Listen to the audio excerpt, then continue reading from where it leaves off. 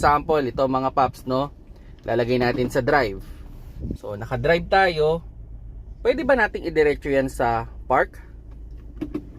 Okay.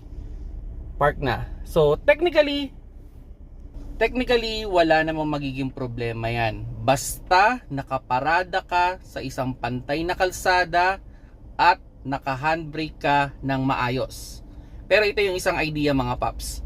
Kung ikaw ay nakaparada sa isang medyo pa-slide na kalsada, ay recommend ipasok mo muna sa neutral, i-handbrake mo ng maayos, tsaka mo ilagay sa park para hindi ma-stress up yung parking pole mo na pwedeng pag tatanggalin mo na sa park, lumalagotok na yung park mo or may tendency na sobrang tigas ang hirap i-disengage ng park mo.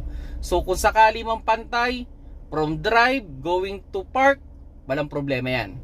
Pero kung naka-inclined yung kalsada, pababa man yan o paakyat, mas okay na idaan mo muna sa neutral bago mo idiretso sa park.